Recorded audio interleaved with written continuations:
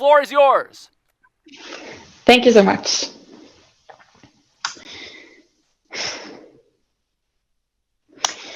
What is the first word that comes to your mind when you think the word sustainability? Did this first word you were thinking about, did it have anything to do about climate? Well, you are not alone, because many associate the word sustainability with climate. But if we think about sustainability more holistically, the definition is much wider than that. Let us take the UN Sustainable Development Goals, the 17 goals to be reached by 2030, as an example. This framework is presenting the pressing issues that we need to meet by 2030.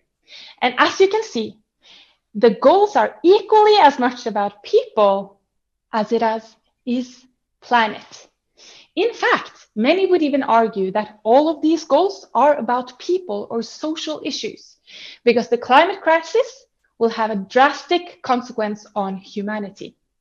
So in this presentation, I want to demonstrate that business plays a critical role in solving some of the greatest social issues we are facing, and at the same time, become the market leader of the future. But before that, please let me introduce myself. My name is Cecilie Kjeldsberg, and I'm a manager at EY, where I advise some of Norway's biggest companies on how to think holistically on sustainability, both in terms of E, S, and G. And I have been deeply passionate about women's rights and global inequality since I was 16 years old. And I've looked for some kind of solution within different sectors. I started within research and academia. I then went into international development before starting my own company in India. And on the way, I met Pooja, who you can see in this picture. When Pooja was 16 years old, she was married away and forced into pregnancy. All Pooja wanted was to finish her studies and get a job. She wanted to be able to empower herself and take care of her own daughter. There are millions of women and girls across the globe who live in extreme poverty and are desperate for a job. This leads to a lot of people taking on risky jobs under dangerous working conditions just to take care of their own families. The Rana Plaza collapse is an example of that. This happened exactly 10 years ago, where 1,134 garment workers died. The international clothing brands that produced at this very factory are brands that probably many of us wore clothes from. But these brands, they are not the only ones with social issues in their supply chains. In fact, all of us, all companies have issues in the supply chains. The question we need to ask is whether the company is aware of it and what they are doing about it. Because incidents like Rana Plaza and many others have now received consequences. Over the next coming years, we will see a wave of new regulations coming across the EU. And now companies are mandated to both be aware of the risks in their supply chain, as well as doing something about it.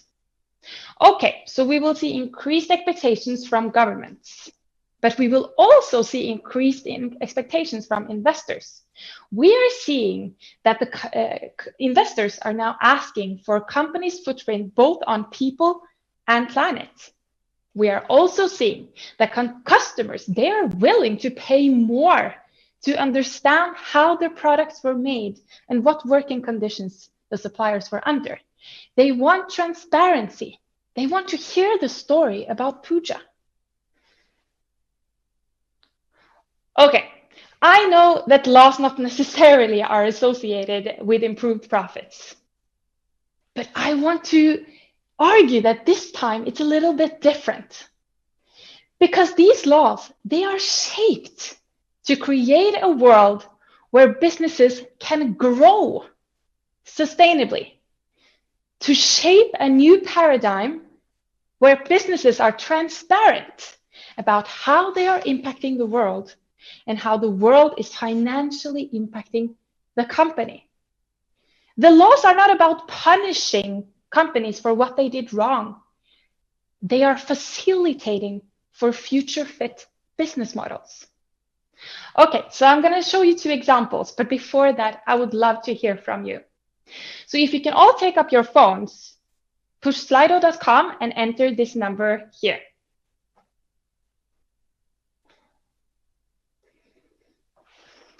The word risk, that has many associations.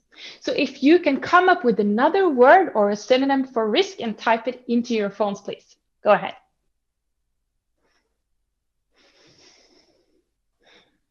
Yes, I see some great examples here. I see fear, I see possibility, I see danger, I see likelihood. These are all great examples. But there are 2 words here that stick out to me maybe the most: risk and opportunity. Maybe some would even say that those 2 are opposite. Well, not necessarily. Let's take one example from finance. How many of us in the audience have ever increased our risks in our investment portfolios to again increase our chances for a high return on investment? Isn't it even a principle in finance that the higher the gains, the higher the opportunity? Let's see if that principle also accounts for sustainability.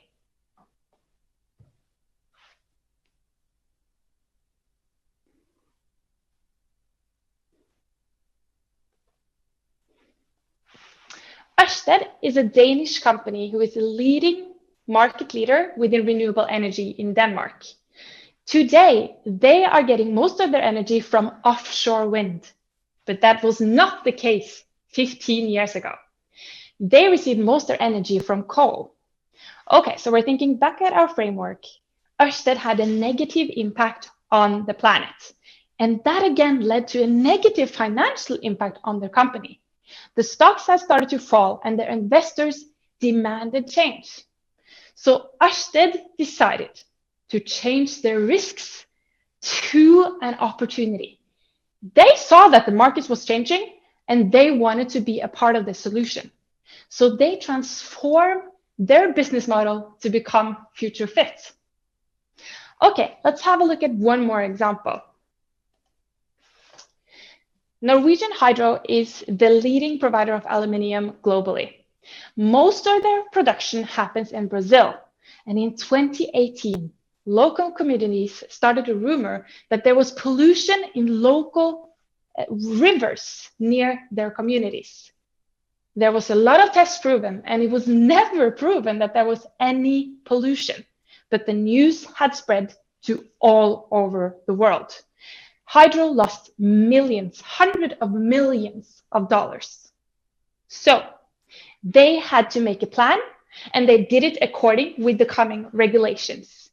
They had to reduce the negative impact on the local communities at the same time as having a positive impact on the people and the company. So they decided something smart.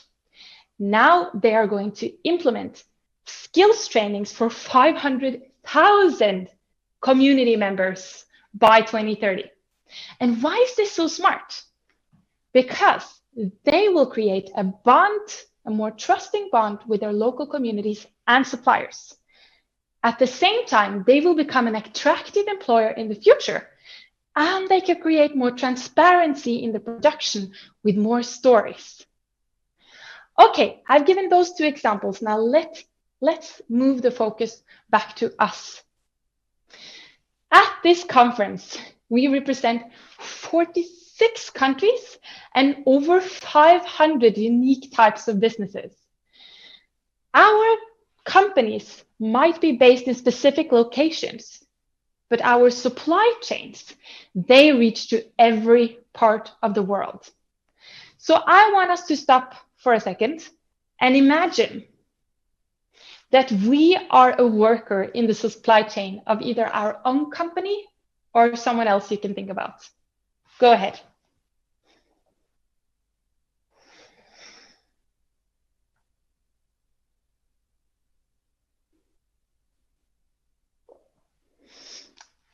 Great, thank you.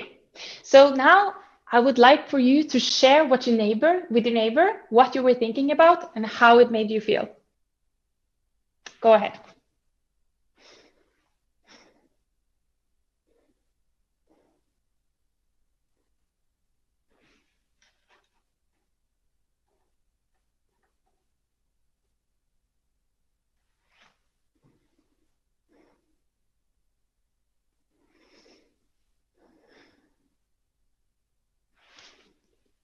Great, thank you. You can now leave back to your seats. I was imagining Pooja, because today Pooja has received a job in her local community as the head seamstress of a sewing center that I was a part of starting. Now, Pooja can focus on fulfilling the dreams of her kids and work under safe and decent working conditions.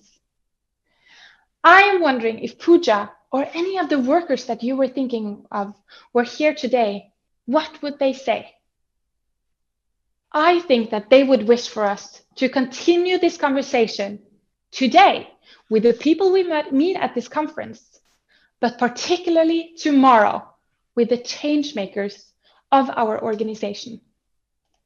Because with no awareness of the risks, you might miss out on opportunities in the future. Thank you.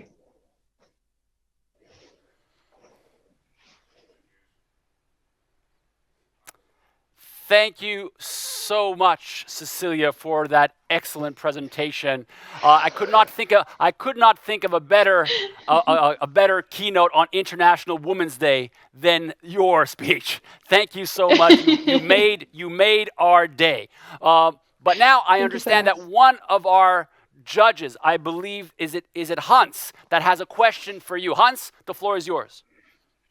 Yes, well, thanks, first of all, for your presentation. It was really good. I have a question because we also see that when consumers have lower budgets, they will refer to lower budget brands with lower margins.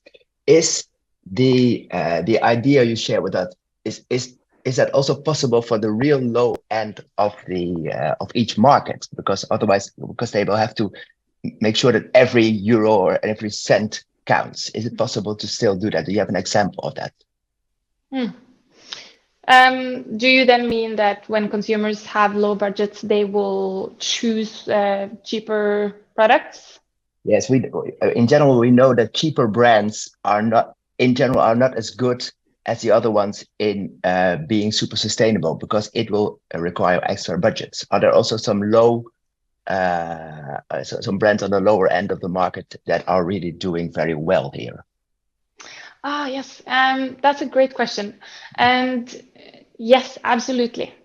And with these new regulations, the intention is to be more transparent.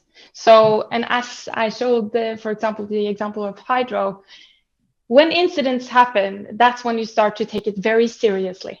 But now with regulations, of course, all have to take it seriously. But particularly brands who have had big issues, such as H&M, they are now very, very good at having a structured system in place to be transparent, in fact, because they're taking it so seriously. So they will be really good at reporting and with good information, which hopefully can make it easier for them to also do something about the issues. Thank you. Thank you. And thank you once again, Cecilia.